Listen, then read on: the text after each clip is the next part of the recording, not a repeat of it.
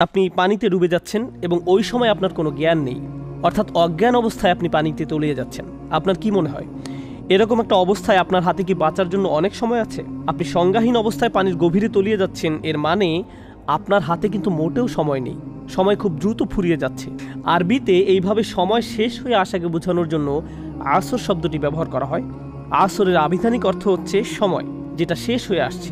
দিনের শেষ সময়, যখন দিন শেষ হয়ে আসে তখনই আসর নামাজের ওয়াক্ত হয়। আসর শব্দের উৎপত্তি হচ্ছে আসির শব্দটি থেকে, যার মানে হচ্ছে চিপে রস বের করা, সময় যেটা হাতের ফাঁক দিয়ে চলে যাচ্ছে। আমরা ভেজা কাপড় শুকাতে দেওয়ার আগে দুই হাত দিয়ে মুচড়িয়ে যেভাবে পানি বের করি, আসর শব্দটি এ ধরনের অর্থ বোঝাতেই ব্যবহার করা হয়।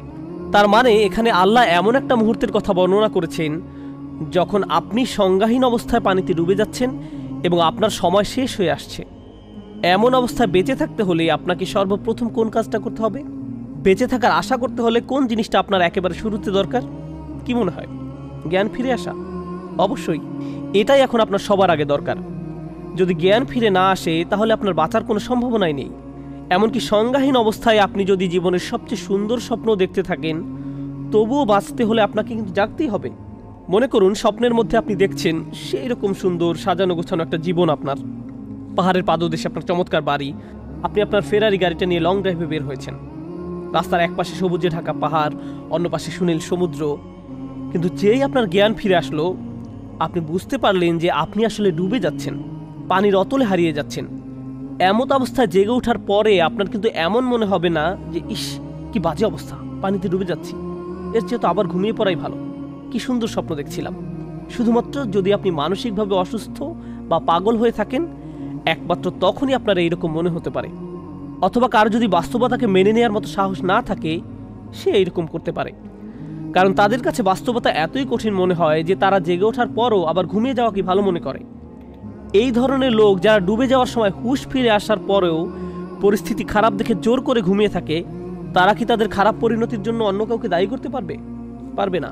শুধুমাত্র নিজেই নিজেকে এর জন্য দায়ী করা ছাড়া আর কিছুই তারা করতে পারবে না। যাই হোক, স্বাভাবিকভাবে ধরে নেই যে হুঁশ ফিরে আসার পর সে যখন দেখলো যে অবস্থা খুব খারাপ, সে ডুবে যাচ্ছে, তখন সে আর ঘুমালো না।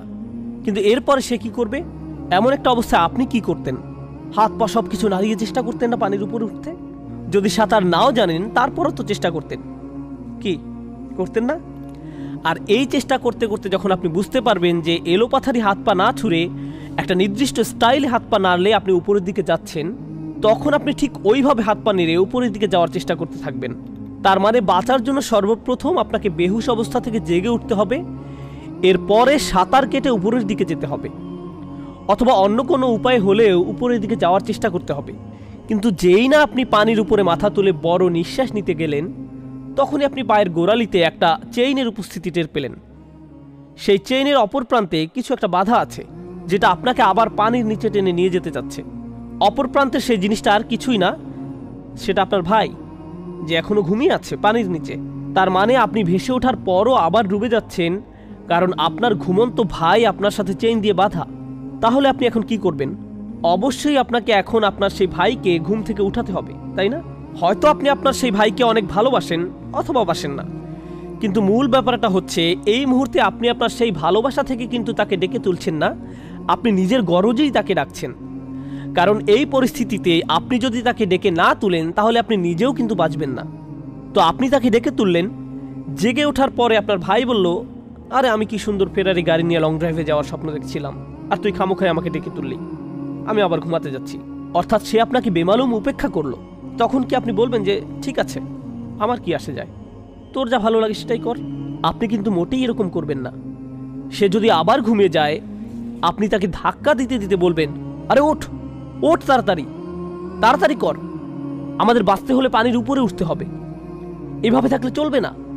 এইভাবে যতক্ষণ পর্যন্ত না সে ঘুম থেকে উঠে বলবে, আচ্ছা ঠিক আছে বল কি করতে হবে, ততক্ষণ পর্যন্ত আপনি চেষ্টা করবেন তাকে ঘুম থেকে তোলার। তারপর আপনারা দুইজনে একসাথে সাঁতার কেটে পানির উপরে ভেসে উঠলেন। কিন্তু ওঠার পরে বুঝতে পারলেন যে এইবার অন্য আরেকজন আপনাদের দুইজনকে আবার পানির নিচে টানছে। সেটা হতে পারে আপনার বাবা মা, দাদা নানা, বোন বা ছেলে মেয়ে কিংবা প্রতিবেশী। আর এভাবে এই সমস্ত প্রক্রিয়াটা বারবার চলতে থাকবে। তার মানে বাঁচার জন্য একজন মানুষকে 4টি ধাপ পার হতে হবে। সবার আগে তার নিজেকে ঘুম থেকে উঠতে হবে, এরপরে সাঁতার কেটে উপরে যাওয়ার চেষ্টা করতে হবে, এবং একই সময় তার পরিচিত অন্যদেরকেও, যাদের সাথে সে বন্ধনে জড়িত, তাদেরকে ঘুম থেকে উঠাতে হবে, তাদেরকে বাস্তবতা বুঝাতে হবে। এইভাবে চলতে চলতে গ্রুপের একজন যদি বলে যে ভাই আমি আর পারছি না, এইভাবে আর কতবার এরকম উপরে উঠে আবার আরেকজনের টানে নিচে আসতে হবে, আমি মনে হয় আর পারবো না। তখন অন্য আরেকজন এগিয়ে এসে সাহস দিতে হবে, বলতে হবে না, আমরা ইনশাআল্লাহ একসাথে এই বিপদ থেকে উদ্ধার পাব। তখন অন্য আরেকজন এগিয়ে এসে সাহস দিতে হবে, বলতে হবে না, আমরা ইনশাআল্লাহ একসাথেই এই বিপদ থেকে উদ্ধার পাব, তোমাকে পারতেই হবে, আর অল্প কয়েকবার বাকি, চলো চলো। আমরা মুভিতে অনেক সময় এই ধরনের অবস্থা দেখি। একদল লোক যখন কোনো জায়গা থেকে পালাতে যেয়ে অনেক বাধা বিপত্তির সম্মুখীন হয় এবং দলের দুর্বল সদস্য যখন বলে যে আমি আর পারছি না, তখন অন্যরা কিভাবে তাকে উৎসাহ দিয়ে সজীব রাখে। তারা সবাই একসাথে কাজ করে, একে অন্যকে আপ্রাণ সাহায্য করে, কারণ তাদের বেঁচে থাকাটাও একে অন্যের উপর নির্ভরশীল। যাই হোক, এখন আসুন আমরা দেখি আল্লাহ এই সূরায় কি বলছেন।